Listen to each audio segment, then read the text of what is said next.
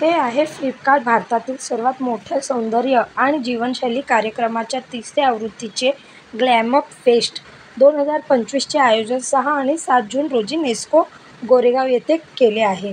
हा कार्यक्रम 2 दिवस चालू होता, ज्यामध्ये देशभरातील 6000+ क्रिएटर आले होते. यांच्यासह 100 पेक्षाही जास्त सौंदर्य प्रसाधने आणि के ब्युटी ब्रँड सहभागी आहेत. इथे हे व्हिडिओ दाखवल्याप्रमाणे के ब्युटी ब्रँड सहभागी आहेत. सौंदर्य, नाविन्य आणि सामग्रीचा उच्च ऊर्जा उत्सव म्हणून डिझाईन केलेले आहे. ग्लॅमअप फेस्ट 2025 मध्ये ब्युटीमध्ये फ्लिपकार्टचे नेतृत्व मजबूत करतं. हे मम्माअर्थचं प्रोडक्ट आहे, मम्माअर्थचं ब्रँड आहे. मी जेव्हा इथे गेली तर तिथे भरपूर ब्रँड होते, तर मी हे मम्माअर्थमध्ये गेलेली, तर तिथे ॲडव्हर्टायझिंग केलं मी तिकडे. तिथे इतके ब्रँड होते की समजत नव्हतं कुठे जावं आणि कुठे आपला व्हिडिओ बनवावं, कारण की सगळीकडे क्रिएटर्स होते, सगळ्यांना व्हिडिओ बनवायचं होतं ॲडव्हर्टायझिंग करण्यासाठी. तर मलाही तिथे गर्दी होती, तर मला व्हिडिओ काढायला जमत नव्हतं, पण तरीही मी जिथे कोणी नव्हतं तशा ब्रँडमध्ये आली आणि इथे मी व्हिडिओ बनवला. छान वाटलं मला. आणि इथे प्रत्येक ब्रँडकडून गिफ्ट हॅम्पर होतं, जे प्रत्येक गेममध्ये ते विन होत होते. तर मीही खेळले ते गेम, पण त्याचा व्हिडिओ बनवला नाही आहे. आणि त्यानंतर मी एक कलर क्वीनमध्ये आली होती. इथे मेकअप करायला मला खूप छान वाटलं. इथे बरेचसे सेलिब्रिटी पण आले होते, पण मी लेट गेली त्यासाठी मला जास्ती काही सेलिब्रिटी दिसले नाहीत.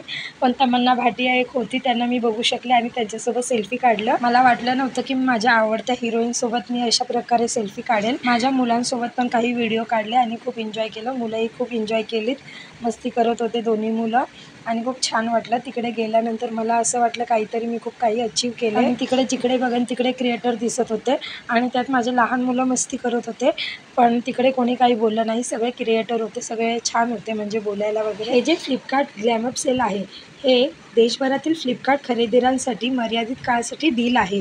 उत्पादनांच्या सवलती आणि क्युरेटेड ब्युटी कलेक्शन उपलब्ध असतील इथे. जेव्हा मी या इव्हेंटमध्ये गेले होते, जेव्हा व्हिडिओ शूट करायला गेले, तेव्हा माझी दोन्ही मुलं छानपैकी खेळत होते, कारण की तिकडे सगळीकडे लाईट, एंटरटेनमेंट आणि भरपूर काही होतं. स्टेजवर अनाऊन्स करत होते, ते सर्व बघायला छान वाटत होतं लहान मुलांना माझ्या, आणि मलाही तितकंच छान वाटलं. त्या ग्लॅमअप सेलमध्ये जाऊन मला खूप छान वाटलं आणि भरपूर काही होतं फिरण्यासारखं आणि एंटरटेनमेंट करण्यासारखं.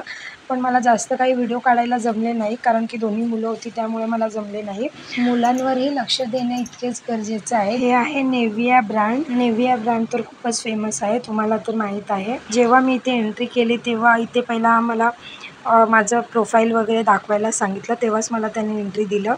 बाहेरच्यांना अलाव नव्हतं इथे येण्यासाठी.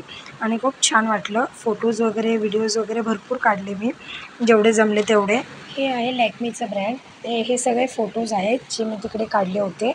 तर अशा प्रकारे तिकडे इव्हेंट होता, खूप छान वाटलं. फोटोग्राफर पण भरपूर होते, जे आपले व्हिडिओ काढायला तिकडे फोटोशूट वगैरे सगळं सेट केलेलं होतं. तर भरपूर छान वाटत होतं रील्स वगैरे बनवायला आणि फोटो वगैरे काढायला. मला हे इव्हेंट इतकं आवडलं की नेक्स्ट टाईम पुन्हा मी जाईल या इव्हेंटसाठी.